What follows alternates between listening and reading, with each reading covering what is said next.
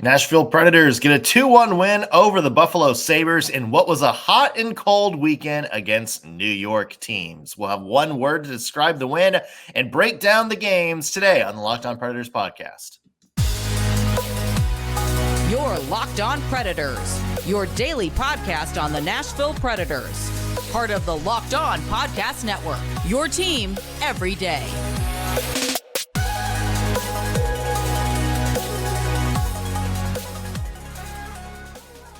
Thank you for making the Locked On Predators podcast your first listen of the day every single day. We are your free daily Nashville Predators podcast, part of the Locked On Podcast Network, your team every day.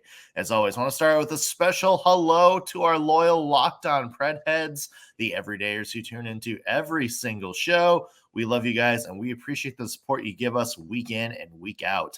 I'm Nick Morgan. I'm a writer at Penalty Box Radio, and I have a partner in crime. You do. I'm Ann Kimmel. I'm a writer at The Hockey News.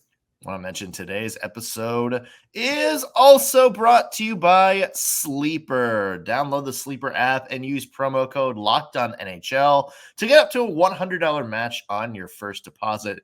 Terms and conditions apply. See Sleeper's terms of use for details. All right, Ann, a mixed weekend for the Nashville Predators. They had a home game against the New York Rangers in which they played really well. Yep. And then wound up losing. And then they had a road game against the Buffalo Sabres in which they played but got a win. I know. This was such an odd little puzzle that went together, a hockey puzzle that went together this weekend, because the way that the Predators played against the Rangers made you think that that would be the game that would be the win, that just such a complete performance. And, we'll talk about it more in depth. The Buffalo game was okay. Yeah. It was okay. But not necessarily the performance that would make you think, yeah, that's definitely going to be the 2-point game that you had. So, yeah, it was an interesting hockey weekend for Nashville Predators fans, I think. Yeah, it kind of seemed like they were going back to, doing a little bit of things, that they sort of used to win games over the last few years, which was an interesting development. Mm-hmm. Let's start by breaking down yesterday's Buffalo win. This was the Nashville Predators again getting off to a hot start. That's kind of becoming a nice little, I guess, frequent thing that's been happening. You had Filip Forsberg score a great goal, and then Yakov Trenin with the maybe deflection of the year for the Nashville Predators, the behind-the-back deflection. You had Victor Olofsson get one back on a penalty shot in the second period, but UC Saros, easily his best game of the season. Mm-hmm. I would say, just other than that opening weekend shutout, Saros' best game, closed the door late, 34 saves for him, and the Predators get a grinded out 2-1 win on the road over a good Buffalo Sabres team. And your one word to describe yesterday's win over the Sabres. Yesterday's win over the Sabres for me was a wood-burning stove. Usually when you want heat on in your house, you just crank up the thermostat. When I was growing up, my dad decided, no, we're going to keep the heat off. We're going to heat the house with a wood burning stove. Here's the deal. It works, but it's going to take some time and some effort. It's not that easy. You got to go out, you got to chop the wood, stack the wood, haul the wood, start the fire, get it going. And then it takes a while to kind of heat up the house. Not necessarily how you want to heat your house, take it from me, but eventually it works. And this was one of those games. This was like a hard working game. I like what you said. This kind of felt like a throwback game, especially with UC Saros in net and his performance. It felt like a throwback game. Obviously, eventually got the win. Eventually the house gets heated with the wood burning stove, but you do it a little bit the hard way. And that's what this Buffalo Sabres game felt like to me. This was a win the hard way. And I don't necessarily think that's a bad thing for the Nashville Predators, because it comes down to, you've got to be able to win games in all situations. You faced a hot goaltender. Dear heavens, you had a 2-goal lead at one point. We all know that's kryptonite this season. And they found a way to hold off a team through the third period. So for me, You know what? The house got warm, just took a little bit of time, and maybe was not as efficient a win as we would have liked to have seen. But yeah, I thought, it's a good win. It's a good win in a different way for the Predators. Agreed. In that same vein, my one word is old school gym. Okay. You always, you always see like these kind of movies. Like Rocky is one that comes to mind. Yes. For some reason, I was thinking of the movie Mystery Men earlier with this too, where it's like, the villain, the superstars have all these, high tech careers going, and they have like, luxurious gyms and stuff like that.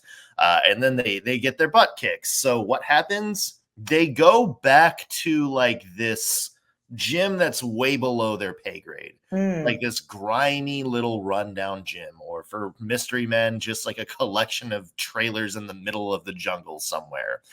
Sort of this just like rundown gym, pieced together by people who have like, nothing or poor. And then these millionaires come in and kind of have to learn to go back to their roots a little bit. And there's like, all these training montages where they're, figuring out like, oh, what's like the best way to move, like what's the best footwork. And they have these sort of, scrubs kind of out footworking them. And then it's like, oh, well, okay, well, I got to train to do this.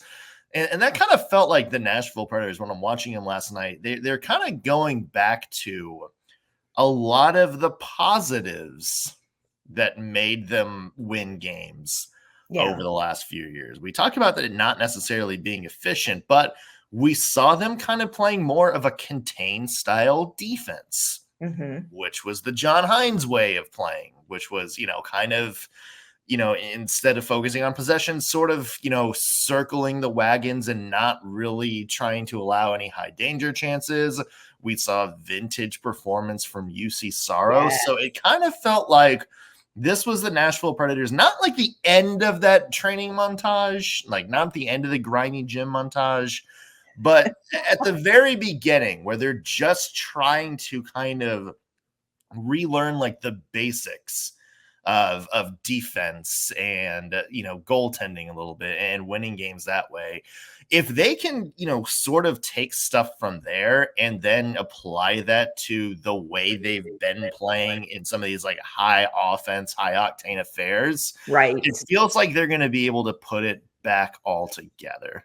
Yeah, it feels like it's more complete, because you do have to win games in the NHL both ways. We always talk about there aren't style points in the NHL, but you are going to have games that you need to win, with high octane offense. But there are games like this Buffalo game where you have to be able to just grind out and outlast your opponent. And I think it's a confidence builder for the Nashville Predators. No, 2-1 against Buffalo is maybe not, the big statement game of the year for them, but I do think it's a confidence thing. Look, you can A, have a 2-goal lead and not lose the game, but B, you can outlast a team. You can grind it out against a team for 60 minutes and come out on top. And I think that's really important. You've got to find ways to win games any way you can. I think at the beginning of the season, we saw them lose games, in new and creative ways. I think we're seeing the Nashville Predators figure out, hey, we're going to win games in a lot of different ways. And it's a confidence thing for the team. Yeah, I agree. And I think that is, it wasn't pretty last night, but it got the job done. Yep. And I do think there are elements that you can take towards future games. The Predators also played the New York Rangers, a game that went really well for the Nashville Predators, besides what happened on the scoreboard. So we're going to talk about that game just a little bit, what the Predators can take from these two weekends, and we're going to talk about Luke Schenn. Just have to throw that out there as well. All of that coming up in just 1 minute. But first, want to remind everybody again that today's episode is brought to you by Sleeper. A new NHL season brings all sorts of possibilities. And one of the big ones is that you can win 100 times your money playing fantasy hockey on Sleeper, the official daily fantasy app of the Locked On NHL Network. Sleeper is our number one choice for daily fantasy sports, and especially daily fantasy hockey, because with Sleeper, you can win big in all of their daily fantasy hockey contests. And it's so easy to do. All you have to do is pick names like Filip Forsberg, Ryan O'Reilly, Sidney Crosby if you want, and pick whether they will record more or less than their sleeper projections for things like goals, assists, games, plus, minus, and more in a given game. For instance, is Filip Forsberg going to score more or less than 0.5 goals in the next game? Will Sidney Crosby have more or less than 1.2 assists? If you want to win 100 times your money bet on Sleeper, you need to correctly predict the outcome of 4 of those 8 player stats. So you heard me, Preds fans. You can win 100 times your money playing daily fantasy hockey with Sleeper. So start paying attention, and nail your picks so you can start winning big. Use promo code LOCKEDONNHL and you'll get up to a $100 match on your first deposit. Terms and conditions apply. That's code LOCKEDONNHL. See Sleeper's terms of use for details and locational availability. All right, Ann. So as we mentioned, a bit of an up and down weekend for the Nashville Predators against the New York teams. First, from the New York Rangers, the NHL's best team right now, which is kind of a little bit of a weird realization, to be honest. I know, yeah. And then yesterday over the Buffalo Sabres. So let's extend the window a little bit and include the Rangers game in this. But what's something that stood out to you this weekend and from both of the games? For me, I do think it's the paradox that we talked about kind of at the beginning of the show of these were 2 very different games by the Nashville Predators that showed that they have an ability to kind of do the grinded out thing, but they also have the ability to hang in with teams like the Rangers. And in that Rangers game, what stood out to me is just the high quality offense that they generate. The Rangers just put together the elite type of offensive plays that you see in the NHL. And I thought Nashville did a really great job. I thought Kevin Lankinen did a really great job defending some of those high quality plays, anticipating some of those high quality plays. And so for me, I think that it was a confidence boost. Again, not the result that you wanted, especially because you felt like there were opportunities for Nashville to get this win. You know, as tough as this game was, you know, there were a couple of opportunities where you felt like, hey, you know what, that was a missed chance. But it was a confidence win because you could tell that the Predators were seeing the game similar to how the Rangers were playing it because they were anticipating some of these things, you know. So I think it comes down to me for this was, you know, not a win, but it was a confidence boosting thing. And I think they managed the momentum fairly well. You know, the Rangers got 2 quick goals in a row there, but I think Nashville did a good job of kind of getting back to their game and not being thrown by it. This was a tough bounce back game. Like, I don't know that you could have picked a harder team to have a bounce back game against after the kerfuffle that was the Minnesota Wild game. Yeah. That was such a disaster. And then here is your opportunity to bounce back. Please take on the best team right now in the NHL with, you know, high quality goaltending, amazing offensive weapons, top special teams in the league on power play and penalty kill. Best of luck to you. And I thought the Predators did a great job with the situation they were presented with. Yeah, and one of those power play goals, a game-tying power play goal that the Rangers got, you can argue is a little bit questionable because, oh boy, I don't know if you call Juuso Parssinen for that call. That was questionable, at least for my end. Yeah, a little bit. You know, and it's interesting, Ann, because it is a little bit of a paradox because it felt like the Rangers game was okay. We can play with teams like this, and look, we're talking about one of the NHL's best teams, and you're at least in terms of all the advanced metrics and shots and high danger chances and stuff like that, you pretty much dominated them. Yeah, for most of this game. Mm-hmm. And, you know, so I think that's sort of a confidence booster that's like, yeah, if we play this new style Andrew Brunette wants, like, look, we can hang with some of the best teams in the NHL. And then I felt like you'll go over the Buffalo game where it's like, okay, like, you know, this wasn't pretty, But look, at the end of the day, we found a way to kind of hang on, rally, and win. And, it's like I mentioned in the first block. If the Preds can just figure out a way to mesh those two things together, come on. if they can take, what they've been doing for a lot this year and outplay teams and outshoot and, kind of hang in there and just absolutely kind of run up the shots and run up the chances, and also, find ways to kind of be defensively sound at the end of the game and, kind of limit the quality of chances that the other teams are getting. If you can find a way to, and good goaltending also, if you can kind of find a way to just put that all in one. The Predators have a good team going here. It's just that they have to figure out a way to kind of combine all of what they've been, all the positives from what they've been doing game to game. Yeah. Into one sort of package on how they play.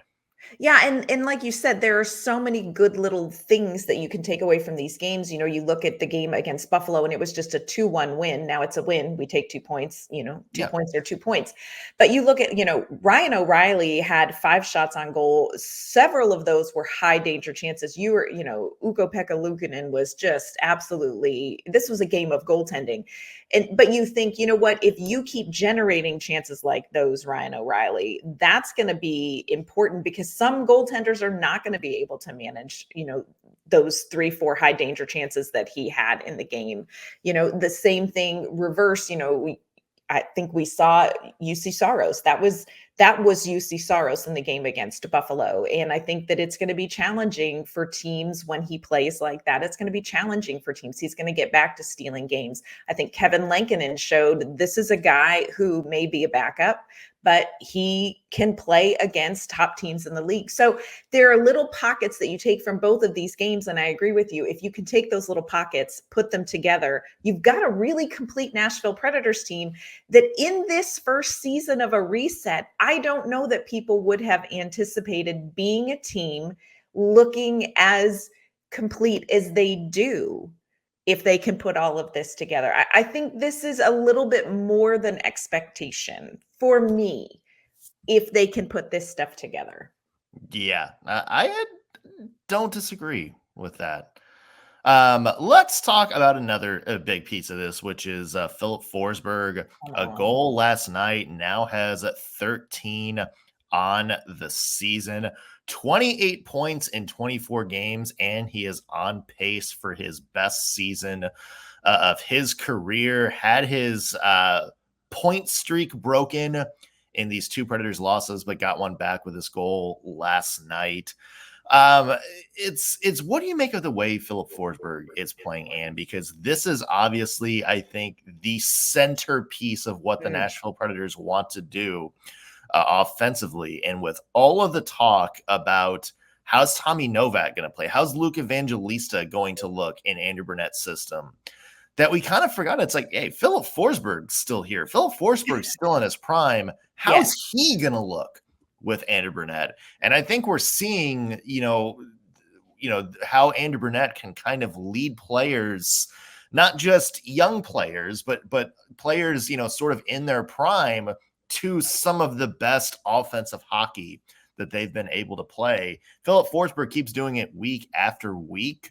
And I think we saw it again last night, just how impactful he is. So I'm curious, like, what do you make, of this season Filip Forsberg's had so far? First of all, I think it's critical because Barry Trotz really banked on this Filip Forsberg.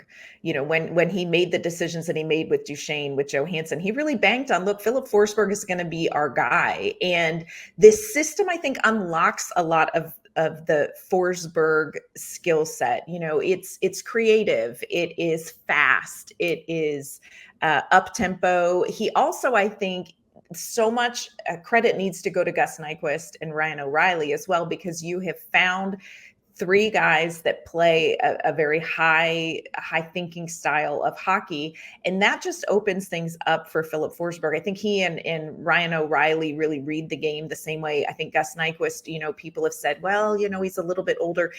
I don't know that he's lost much when it comes to things like his speed and his puck pursuit. So this is such a huge part of Nashville's success is Filip Forsberg. And like you said, people were kind of looking at like, hey, Luke Evangelista and Juuso Parssinen and Tommy Novak, they're going to be the guys that carry Nashville in this reset. And Filip Forsberg's like, hey, not dead yet, y'all. Yeah. I'm still here. And I think it's huge that this system is working as well as it is for Filip Forsberg. I would love to see him kind of get his career high here, because I think this is line mates that he's going to flourish with. I think this is a system that unlocks a lot of things for him that maybe more defensively minded systems didn't kind of open up for him. So love it. I think it's huge. Filip Forsberg, not just obviously goals and all of that for the team this season, but I just think style of play, I think getting him out on the ice and having these young players around him, watching him do what he does, this is huge for the Nashville Predators. Yeah, and you mentioned line mates. Ryan O'Reilly as a 1C. Doesn't he just seem like the Nashville Predators like collective identity got in the lab and created the perfect number one center? Gosh, yes. Like just the way he plays defense, the way he plays offense, his sort of, fundamental approach to hockey. It just seems like he is everything like the Nashville Predators for 25 years have been just craving to have in a number one center. Yeah. Alex Doherty tweeted this, and I thought, I don't know that my soul has ever been so hurt and by a truth, but he said, can you look back and think, what if the Nashville Predators had Ryan O'Reilly in, 2017 or over the last, 4 or 5 seasons? What would this Nashville Predators team have looked like? Because I agree with you. He's the guy that they have been looking for. Can you imagine what this team would have been able to do with a Ryan O'Reilly here long-term? Look, we have him now, and that's fantastic. But yes, Ryan O'Reilly is exactly as advertised, and you don't always get that when you bring in a veteran. You don't always get it. But yeah, and all that talk about whether he was going to be in his prime or not coming into this year, I think we've put that to rest as well, because he has looked every bit as advertised for the Nashville Predators this year. Still to come, another free agent addition has been Luke Schenn. Has played a handful of games since coming back from injury. What to make of his game so far? That's a conversation that I think we need to have, and we'll have it next. First, want to let you know this episode's brought to you by our great friends at Indeed. Look, when you are drafting your fantasy team, don't you ever wish that you could do the same in real life with your business team? If you are building a roster to win the league, you need Indeed. You can find top talent fast with Indeed's suite of powerful hiring tools like Indeed Instant Match. They have assessments and virtual interviews. Indeed does all the hard work for you. You can sponsor a job and boom, you have Instant Match to show you candidates whose resumes on Indeed fit your job description immediately after you post. With Instant Match, you can start hiring fast. Join over 3 million businesses worldwide who use Indeed to hire great talent fast. Indeed knows that finding people with the right skills makes all the difference when you're hiring as a team of one. So go and visit Indeed.com/locked-on to start hiring now. Again, go to Indeed.com/locked-on. Terms and conditions apply. Cost per application pricing not available for everyone. Indeed.com/locked-on. If you need to hire, you need Indeed. All right, Ann, let's talk about Luke Schenn. We kind of mentioned this in passing last week about just the rough start to him kind of getting back in the groove. We've seen a couple more games. Getting to be a problem for the Nashville Predators. You definitely want to see him getting a little bit closer to up to speed with the speed of the game, the rhythm of the game, than I think that we have right now. And it's also sort of the defense has kind of become a thing to manage. We talked about, how lucky we are to have all this defensive depth, and all of a sudden you have Alexander Carrier out after the Minnesota Wild injury. Now there's talk that, Tyson Barrie talking to other teams about a potential trade. He's been a healthy scratch for the last 2 games, and Spencer Stastny called up.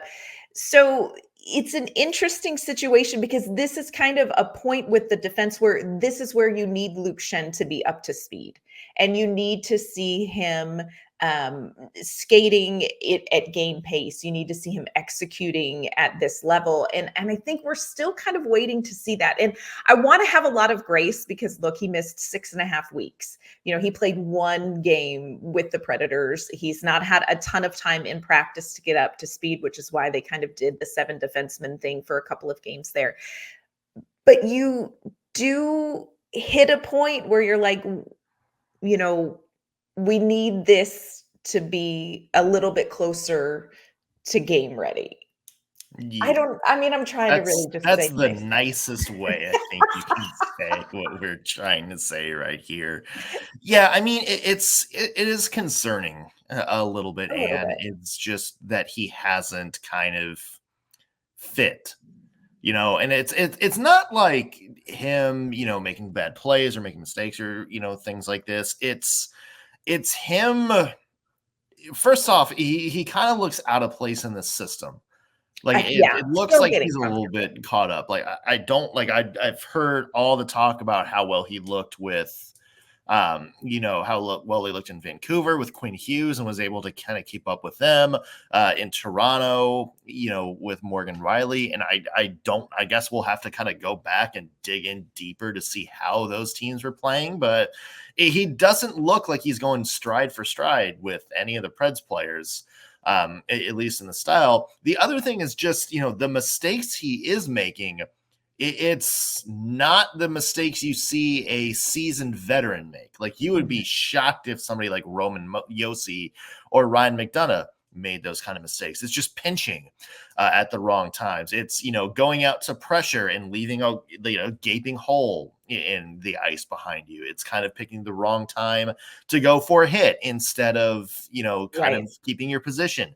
It's a lot of the decision-making things that you would expect a veteran to do really well. It's just not there. And maybe that's a problem. And real quick, you kind of hit on it, but sort of buried over the weekend, at least on Friday, very late Friday, hear whispers that Tyson Barrie may be on his way out. What do you make of this situation? You know what? I'm going to be really honest, and probably this is not the same opinion that a lot of people have, but I'm a little bit disappointed by this. I really am. This is not like the timing of the news drop, not ideal. Again, Alexander Carrier out. So this is not what you want to hear. I know that Tyson Barrie has not been playing, as Andrew Brunette says, up to expectations. And he was a healthy scratch against the Rangers. He was a healthy scratch again against Buffalo. And I think people assumed that was because of this talk about being, a trade potentially happening. He's, talking to some other teams. And I think that probably factors into it some. But Andrew Brunette was really upfront and said, look, he's just not been playing up to expectations. And I don't think that we have seen Tyson Barrie's best, but I think we know what his best is. And we've, talked about players who have gone through kind of that reset healthy scratch. Luke Evangelista, Yakov Trenin. And I'm wondering if Tyson Barrie is going to come back out of this reset, or if a trade is going to happen before that happens. If he comes out of this reset, I really do think that we have a good defenseman in Tyson Barrie. You have a solid defensive player in Tyson Barrie. Yeah. So for me, I really am not 100, and I know, trade him now and get something, but I'm also not 100% sure you're going to get enough in a trade at this point right now where, you've got somebody out week to week in Alexander Carrier, where I'm like, yeah, we could definitely get something that's going to make up for that. Yeah, it's interesting because, Tyson Barrie, I think defensively has been fine, but hasn't had that offense impact that you think he would have had, because that was, his big game, and he had such a good offensive impact with the Preds last year. It's in the only thing I can think of is maybe this is something Tyson Barrie asked for. It could be. Because if he's something that it's like, hey, if I'm going to be trade bait, at the deadline, I'd rather just go ahead and get it over now, because, that's a lot of anxiety for a player and his family to kind of not know where you're going to be 4 months from now. So, obviously I have nothing to say that's the case, but I would understand it if that's the case. Sure. The other thing is maybe they just kind of thought they wanted to see more from Spencer Stastny. Maybe they're ready to make a dive into, for him being in the top 6. Maybe there's the chance we see, Mark Del Gaizo, who played kind of well in his first sort of stint in the NHL. You also have Jake Livingstone in the AHL, who looked pretty good last year, kind of off to a cold start in Milwaukee, but looks good defensively. So, maybe this is time for, okay, well, let's start the Tyson Barrie conversations now and see where we go. The fact that he was a healthy scratch too for 2 games, for what a lot of people have said are trade related purposes, it's kind of makes you wonder if something's imminent. So maybe that's something we watch out for in the next little bit. And hopefully it's not a Jacob Chikrin thing where he's just healthy scratch for 3 months. Yeah, let's not do that. Yeah, let's get this wrapped up now. Nashville Predators, big week ahead this week. Yeah. We will be here talking about the highs and lows of the week. Of course, big game with the Chicago Blackhawks tomorrow night. They got Tampa Bay Lightning coming into town later this week, and then a Canadian doubleheader against the Leafs and Canadians later this week. So plenty to talk about this week. And where can people find your work? You can find my work online at InsideThePreds.com. You can find me on social media at AnnK_Mama on Ice. You can find me at penaltyboxradio.com or social media at _NS Morgan. That's going to do it for us on today's Locked on Predators podcast. Thank you for making us your first listen of the day. Back tomorrow with an all-new episode. We'll see you then.